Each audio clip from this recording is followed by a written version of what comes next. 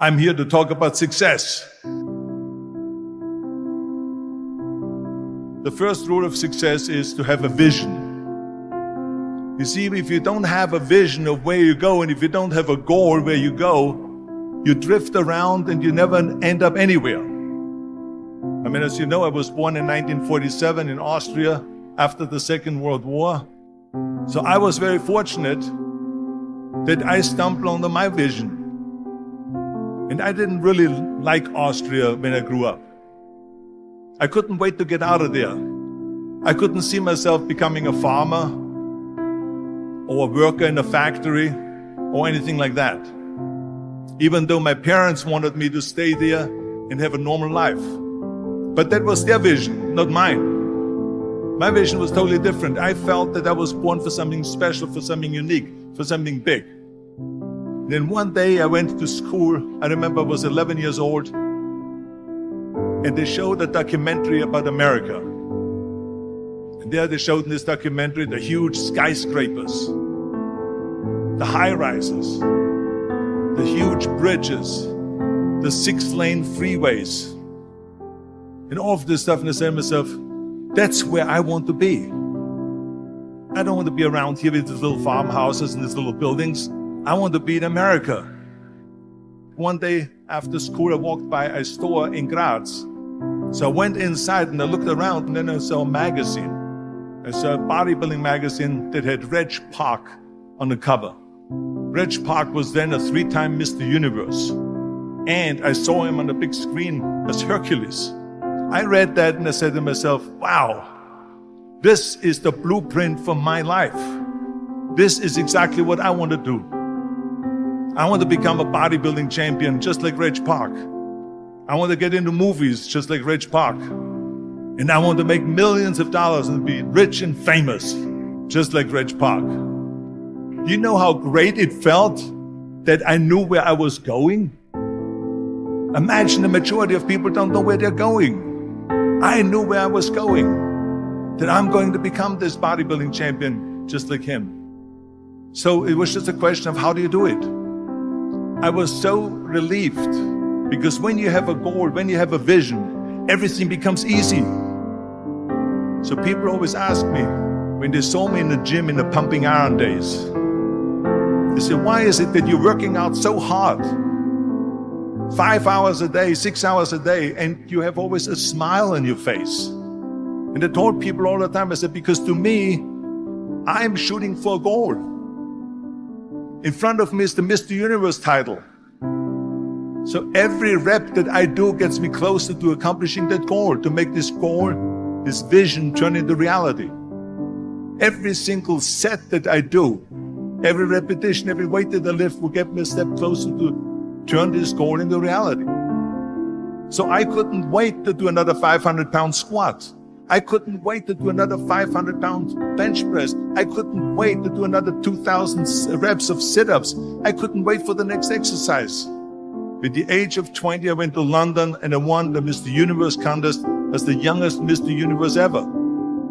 And it was because I had a goal.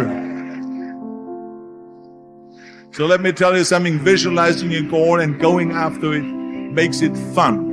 You got to have a purpose no matter what you do in life. You got to have a purpose. 74% hate their job in America. Now, this is not much different when you come to Europe.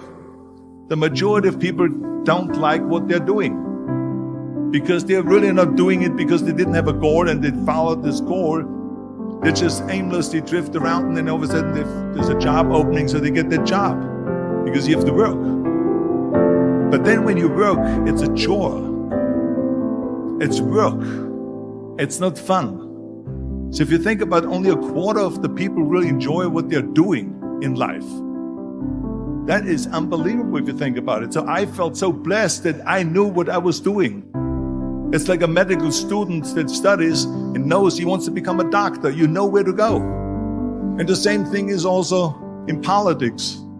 I remember that in politics, I had a very clear vision that I will be the leader of California. This is as far as I could go because I was not born in America, so I could not run for president. So being the governor of the fifth largest state, the largest state, the fifth largest economy in the world, was for me really the ultimate title, the ultimate accomplishment in politics. So even though people came up to me and says, why don't you go and run for something smaller? You're never gonna make it. I ran for governor, and then 2 months later I became governor of the state of California. Again, because I had a very clear vision what I'm gonna do with California. So that's rule number 1, have a vision. Rule number 2 is, don't listen to the naysayers. Don't listen to the naysayers.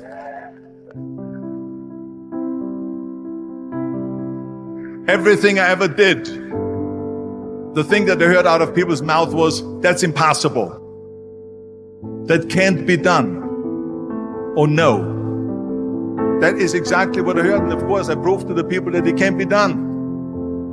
So whenever someone said to me, it can't be done, I heard, it can be done. When they said no, I heard yes. And when they said it's impossible, I heard, it is possible. I'm a strong believer of what Nelson Mandela said, that everything is always impossible until someone does it. Well, I'm going to be the one that said to myself, I'm going to do it and I'm going to show it to them. Maybe it has never been done before. That's perfectly fine with me. But I'm going to do it. And I did not listen to the naysayers. It's all about the hard work that you put in. I said to myself, in bodybuilding, I worked out 5-6 hours a day. I'm going to do the same thing now for acting. And of course, I went to college to study English. I studied the accent removal, acting classes, and all of this stuff all day long. I worked and I worked and I worked. And within a short period of time, I made one movie called Hercules in New York, which of course went right into the toilet. But it didn't discourage me. I still had the same vision. And then all of a sudden I did Streets of San Francisco. I did Stay Hungry and Pumping Iron and The Villain. And then all of a sudden I was asked by Dino De Laurentiis and by Universal Studio to star in Conan the Barbarian.